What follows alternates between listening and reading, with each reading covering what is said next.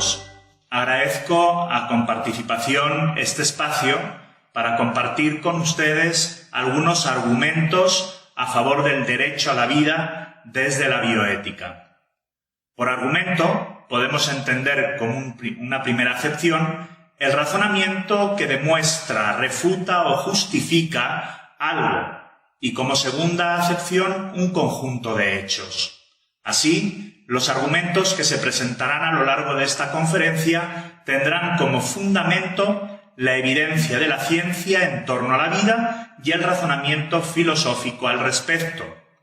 Por derecho a la vida entendemos el derecho primigenio de todo ser humano a vivir, desde el momento en que comienza su existencia hasta su muerte natural.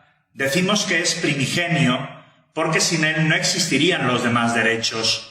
Yo no puedo reclamar el derecho a la libertad si antes no estoy vivo. El derecho a la vida se fundamenta en la propia naturaleza humana, es decir, por el simple hecho de pertenecer a la especie humana, tenemos derecho a vivir, independientemente de si tenemos alguna tara, malformación o incluso la manera en la que hemos sido concebidos. Por bioética entendemos aquella ciencia que regula la conducta humana en el campo de la vida y de la salud a la luz de valores y principios éticos. En otras palabras, es la que nos dice si lo que hacemos de cara a la vida y a la salud es bueno o malo para todos y cada uno de los seres humanos. Hay diferentes modelos en bioética, algunos incluso a favor del aborto y de la eutanasia.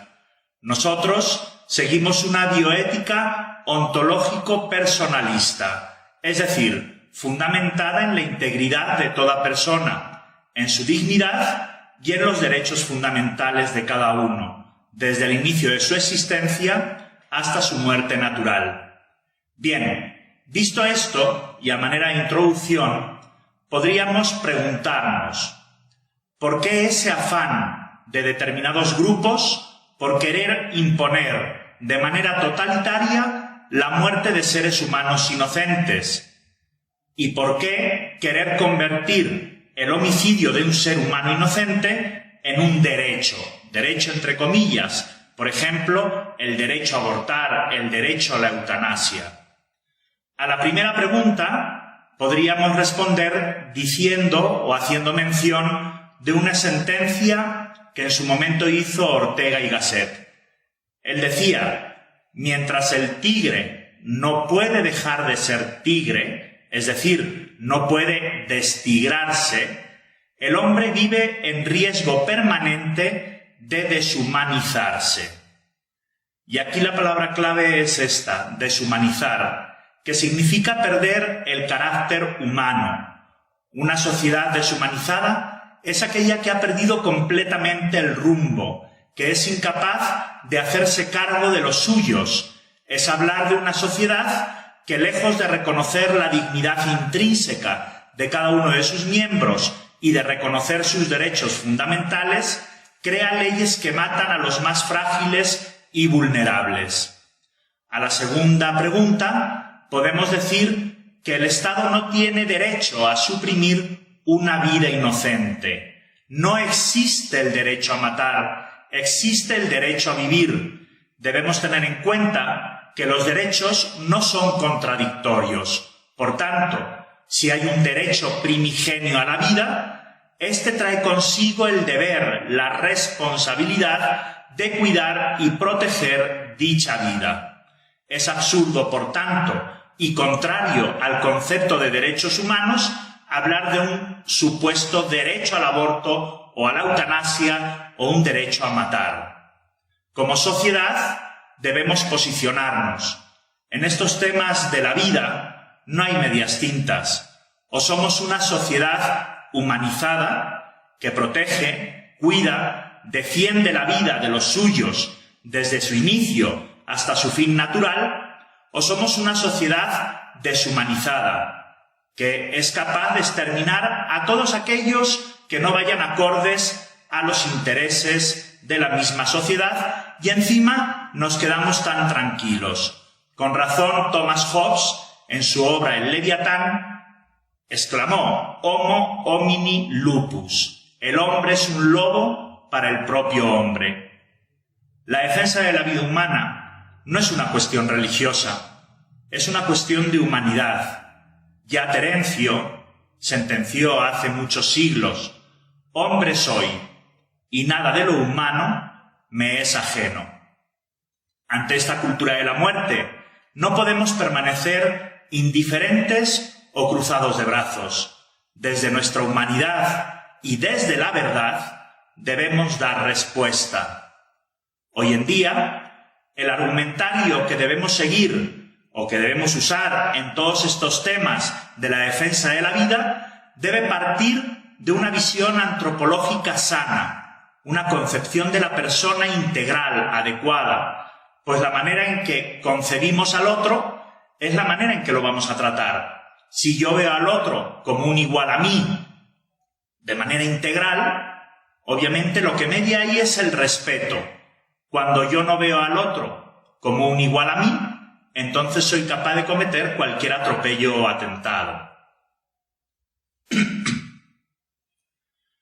También debemos tener en cuenta los aportes científicos, sobre todo desde la biología molecular, la embriología, la genética, que nos presentan de manera objetiva y evidente cuándo inicia la vida humana.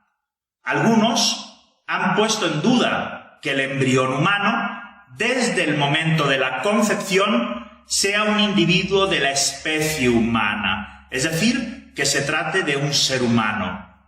Por tanto, la cuestión relativa al estatuto del embrión humano, es decir, si es persona, o si es una cosa, o si es un intermedio entre persona y cosa, esta es tal vez la más conflictiva en el debate bioético actual.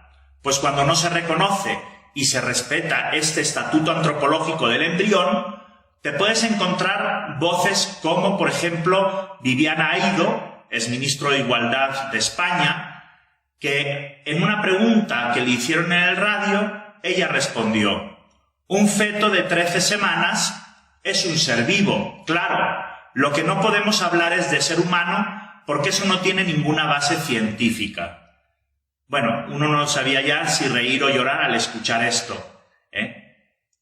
Si es un ser vivo, por simple lógica, debe pertenecer a una especie. Si ha sido producto de una concepción entre un hombre y una mujer, ese nuevo ser vivo pertenece a la especie humana, es decir, es un ser humano. Te encuentras también afirmaciones como en su momento la del Colegio de Bioética de México, que en 2007, en abril, publicó en el periódico Reforma un comunicado a favor del aborto. Y ellos decían: en un Estado laico no se puede permitir que las creencias o ideologías religiosas influyan sobre las leyes. Desde esta perspectiva laica expresamos nuestra opinión con argumentos bioéticos y científicos. Continúan diciendo: los conocimientos científicos sobre genoma, fertilización, desarrollo del embrión humano, fisiología, indican sin lugar a dudas que el embrión de 12 semanas no es un individuo biológico, ni mucho menos una persona. Y ahora viene el argumentario que ellos dan. Porque carece de vida independiente. Dicen ellos, es totalmente inviable fuera del útero. No por poseer el genoma completo podemos considerar el embrión como persona, pues esto obligaría a aceptar como persona a cualquier célula u órgano del organismo adulto que también tiene el genoma completo. Dicen ellos, extirpar un órgano equivaldría a matar a miles de millones de personas. Siguen diciendo, a las 12 semanas, el desarrollo del cerebro apenas está en sus etapas iniciales, no se ha desarrollado la corteza cerebral, no se han establecido las conexiones nerviosas hacia esa región, por lo que no hay sensaciones. Por lo anterior, el embrión de 12 semanas no es capaz de experimentar dolor ni ninguna otra percepción sensorial. Bien, esto es un poquito lo que presenta este Colegio de Bioética de México. Veamos si son ciertas estas afirmaciones. Lo primero que dicen es que en un Estado laico no se puede permitir que las creencias o ideologías religiosas influyan sobre las leyes. Desde esta perspectiva laica expresamos nuestra opinión con argumentos bioéticos, dicen ellos, y científicos. Bien, lo primero que tendríamos que decir ahí es que la defensa de la vida humana no depende de si eres creyente o no. Brota del conocimiento científico que demuestra empíricamente que la vida humana comienza en la concepción. Por tanto, cualquier cosa que se haga en contra de esa nueva vida es un atentado a su dignidad y sus derechos humanos fundamentales. Por tanto, ellos no están expresando una opinión con argumentos bioéticos y científicos, sino ideológicos, y los quieren imponer para crear leyes ideologizadas en contra de la vida humana. Luego dicen, los conocimientos científicos sobre genoma, fertilización, desarrollo del embrión, fisiología, indican y dicen, sin lugar a dudas, que el embrión de 12 semanas no es un individuo biológico ni mucho menos una persona. ¿Qué tendríamos que decir ahí? Que la vida humana comienza en el mismo instante de la concepción. Esto es algo en lo que concuerdan las tres áreas del conocimiento de la biología celular, la genética y la embriología. Si un embrión de 12 semanas no es un individuo biológico, entonces, ¿qué es? Tendríamos que decir, somos seres humanos, personas, desde el momento mismo de la concepción. Jamás llegaremos a ser personas si no lo hemos sido desde entonces. Al ratito profundizaré en esta cuestión. Luego empiezan a dar ellos los argumentos. Carece de vida independiente, ya que es totalmente inviable fuera del útero, dicen. Toma, claro, y si a un recién nacido lo dejas debajo de un árbol, también es inviable y muere. Ese nuevo ser, que pertenece a la especie humana, es autónomo. El cordón umbilical, la placenta, la genera este nuevo ser, no la madre. Por tanto, él se desarrolla a sí mismo. Claro, no tenemos que confundir aquí dependencia con autonomía. Si bien es cierto que depende de su madre para desarrollarse dentro de su vientre, también un bebé recién nacido depende de sus padres para crecer y valerse por sí mismo, o un enfermo depende de otros para que lo cuiden, lo alimenten, lo limpien, pero son autónomos por sí mismos. Luego dicen ellos, no por poseer el genoma completo podemos considerar el embrión como persona, pues esto obligaría a aceptar como persona a cualquier célula u órgano del organismo adulto que también tiene el genoma completo. Y dicen, extirpar un órgano equivaldría a matar a miles de millones de personas. Yo aquí, cuando leí esto por primera vez, igual ya no sabía si reír o llorar. Porque supuestamente el Colegio de Bioética de México decían ellos que expresaban su opinión con argumentos bioéticos y científicos. Si como científicos no saben distinguir entre una célula originada y una célula originante, que es el cigoto, apaga y vámonos.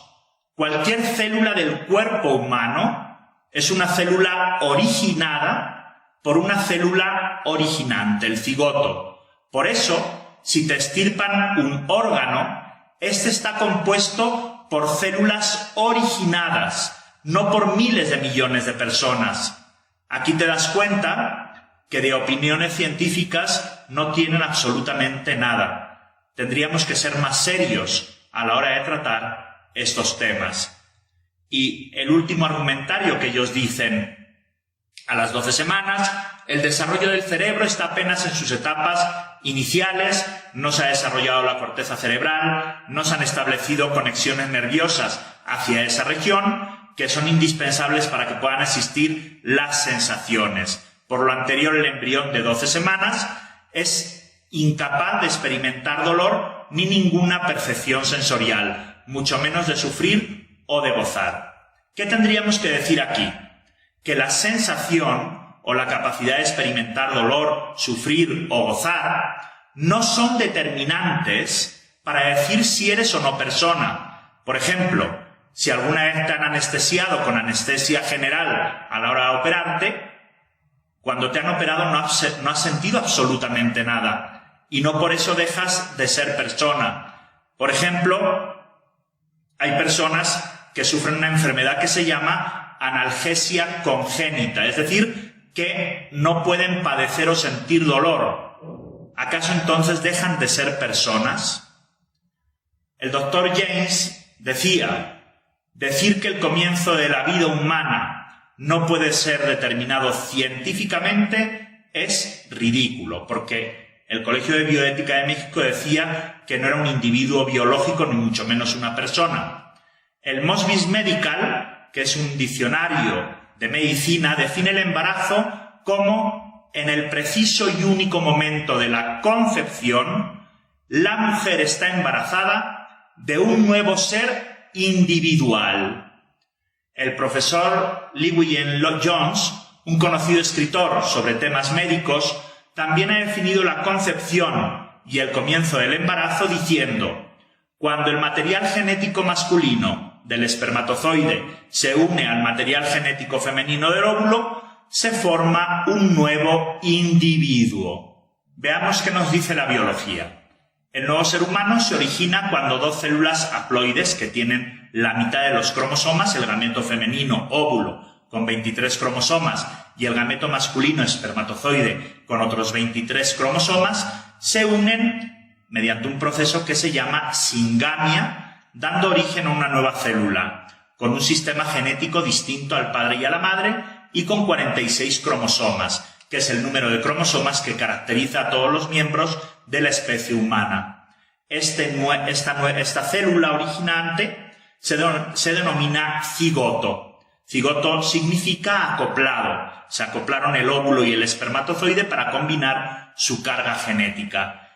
Este cigoto empieza a desarrollarse de manera individual, multiplicando el número de células en un proceso denominado mitosis, que lleva a la formación de un grupo de células llamadas blastómeros, que en su conjunto se define como mórula, y en la etapa de blastocisto se implanta en el endometrio para continuar su desarrollo. En esta etapa de embrión quiere decir que crece desde dentro, aproximadamente hasta la semana 8. Luego, en la etapa de feto. Feto significa descendencia por nacer. Y posteriormente será un recién nacido. La biología nos dice que hay una serie de propiedades que caracterizan a cualquier individuo de la especie humana. La primera de estas propiedades es que hay una novedad biológica, es decir, nace algo nuevo al fundirse los núcleos de las células, diferente al padre y a la madre. La siguiente propiedad es la especificidad. Todo ser vivo pertenece a una especie determinada. El embrión humano, desde el primer momento, pertenece a la especie humana y no a otra. Y otra propiedad es la unidad. Se trata de una individualidad biológica de un todo compuesto de partes organizadas que tiene un centro coordinador, que es el genoma humano.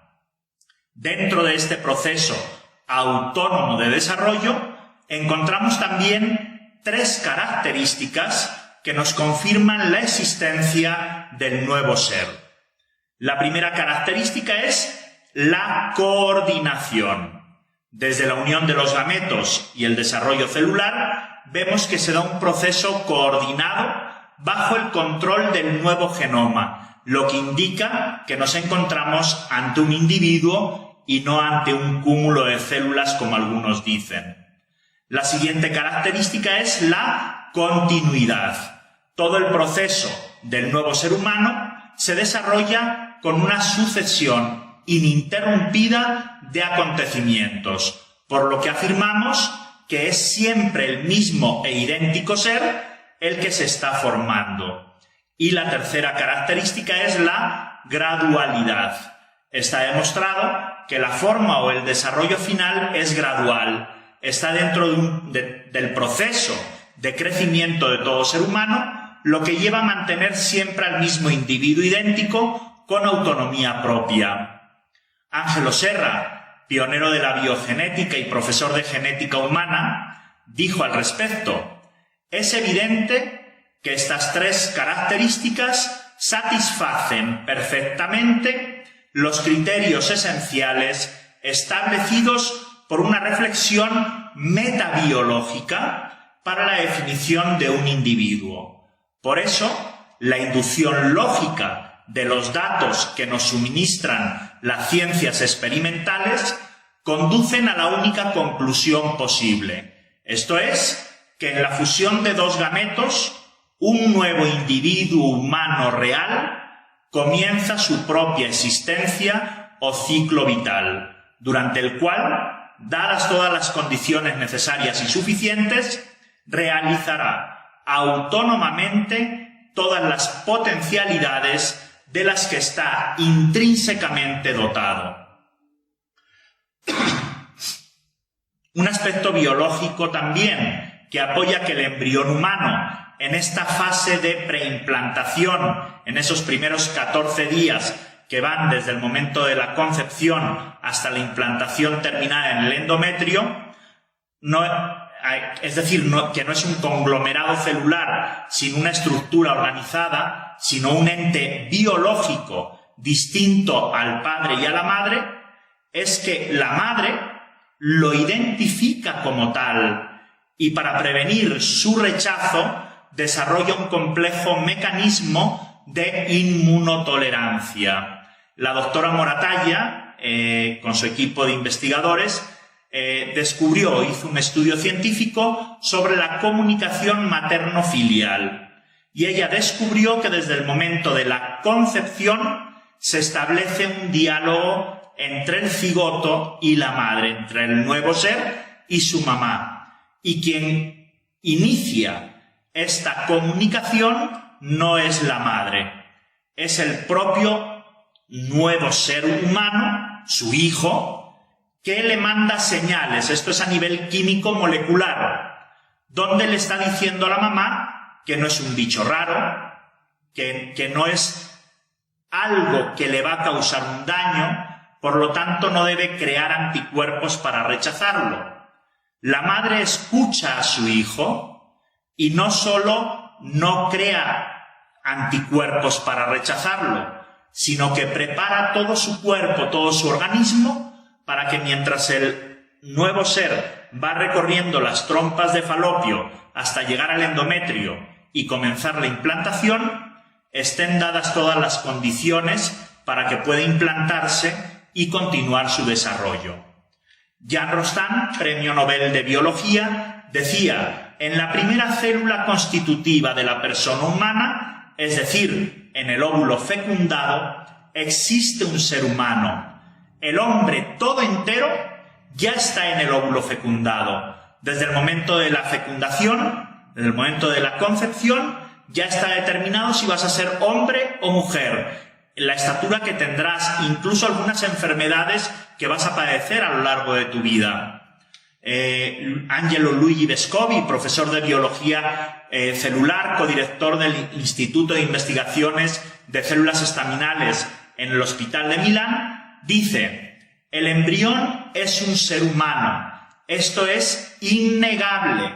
Cualquier intento de hacer comenzar la vida humana en un momento posterior es arbitrario y no sostenido por argumentación científica. Es decir, la vida de todo ser humano comienza en la concepción.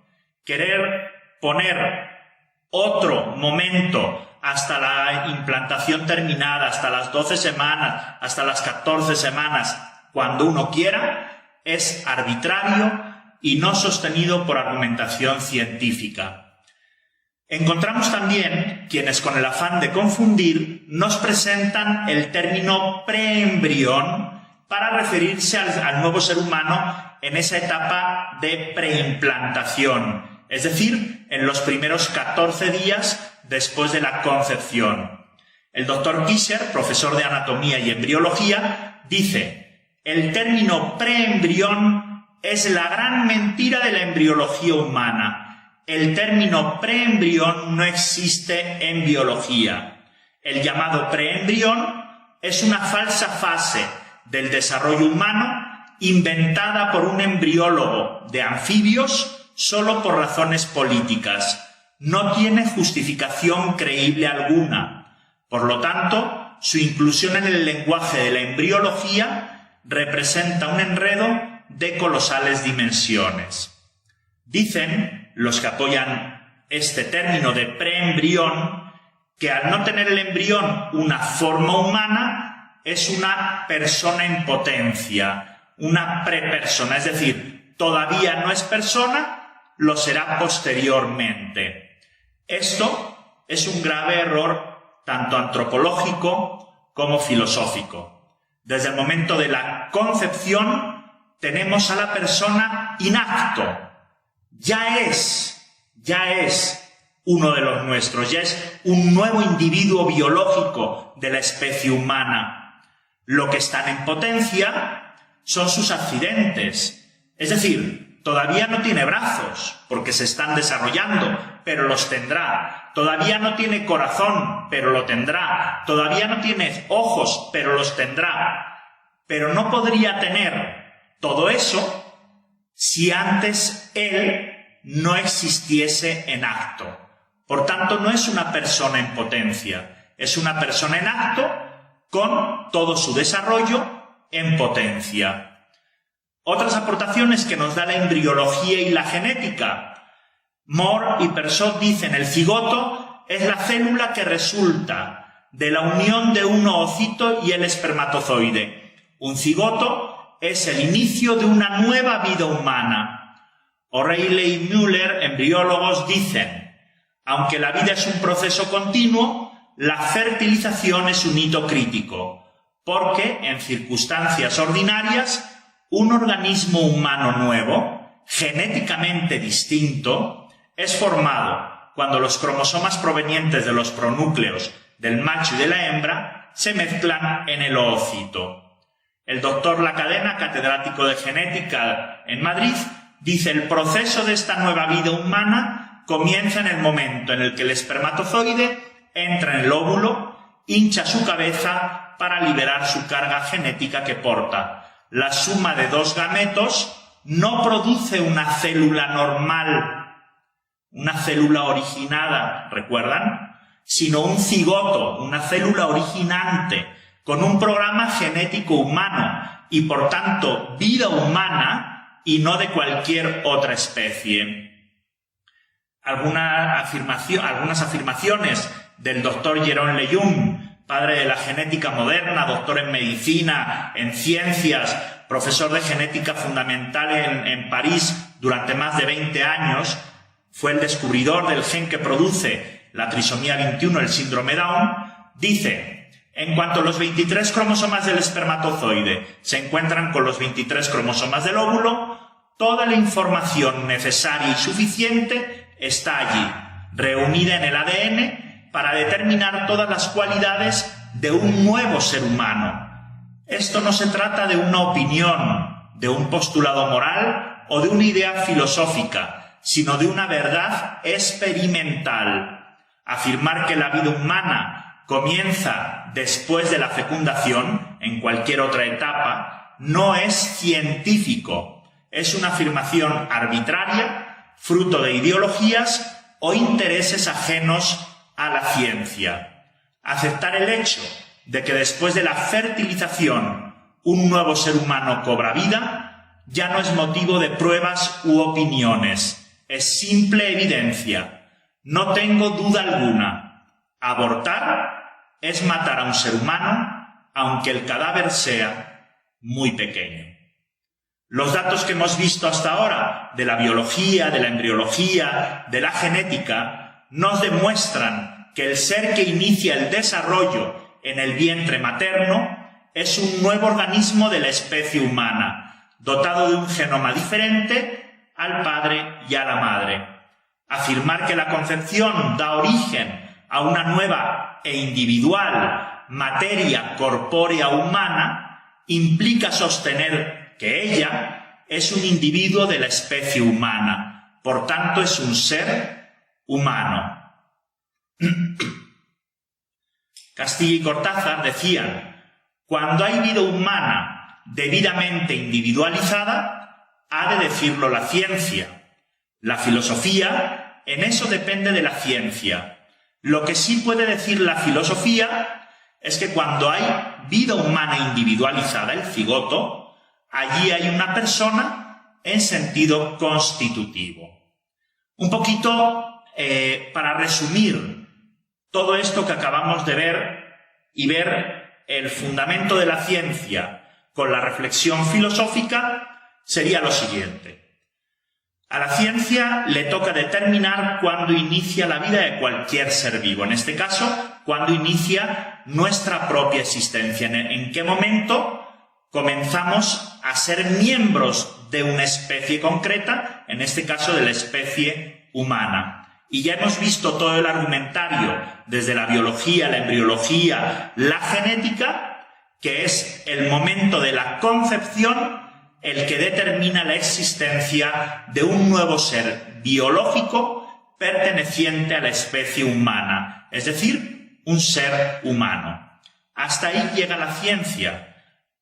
¿Por qué? Porque el concepto de persona es un concepto filosófico. Entonces ahora entra la reflexión filosófica. Si la ciencia me ha demostrado que desde el momento de la concepción hay un nuevo ser biológico vivo, que es un ser humano, solamente los seres humanos poseen una naturaleza racional. Esto los hace completamente diferentes, ontológicamente hablando, de cualquier otro ser vivo. Esto en filosofía, esto que nos diferencia de cualquier otro ser vivo no racional, es lo que llamamos dignidad. Por eso la dignidad es algo intrínseco, algo propio de cualquier ser humano. No importa si es hombre, si es mujer, si es de un sexo, si es de otro, si es de una religión, si es de otra, si es de una cultura, si es de otra, en la etapa de desarrollo en la que se encuentre. Por el simple hecho de pertenecer a la especie humana, poseemos algo que nos hace diferentes, la naturaleza racional, y eso es lo que llamamos dignidad. Y de esa dignidad que es propia, brotan los derechos humanos. En este caso, si este nuevo ser vivo, que pertenece a la especie humana, por tanto tiene una dignidad propia, está vivo, su primer y principal derecho es a vivir. Entonces, ya no estamos solamente ante un individuo biológico de la especie humana, ante un ser humano, sino que la reflexión filosófica nos dice que estamos ante una persona humana, con la misma dignidad que posees tú y yo, y con los mismos derechos fundamentales. Atentar contra ella es atentar contra su integridad como persona.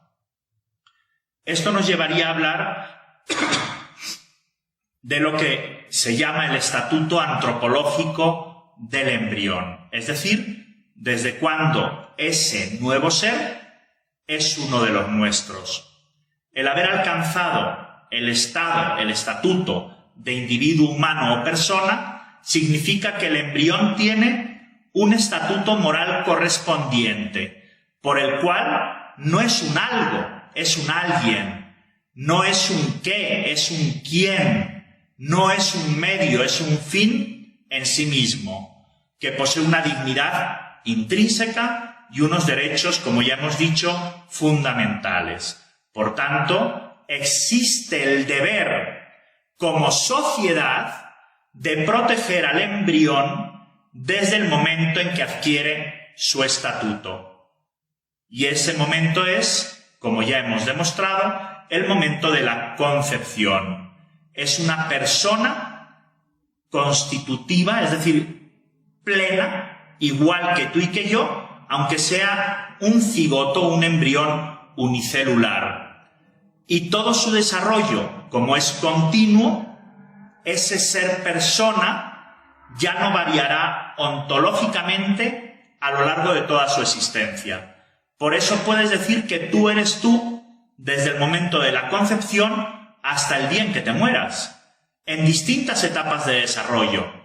Pero siempre fuiste, eres y serás tú mismo. El desarrollo humano, por tanto, es un continuum.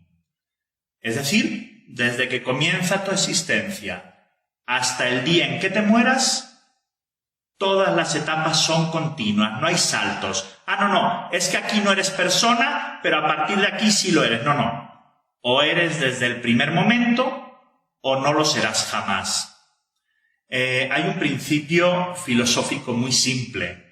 Es lo que es y no es lo que no es. Si no fueras persona desde el primer momento de tu existencia, en ninguna otra etapa lo serías, porque no hay saltos, es algo continuo. Pero si tú eres persona desde el primer momento, lo serás a lo largo de toda tu vida y hasta el día en que mueras. En base a todo esto, el ser humano debe ser respetado y tratado como persona desde el instante mismo de la concepción, y se le deben reconocer todos los derechos de la persona, principalmente el derecho inviolable de todo ser humano a vivir.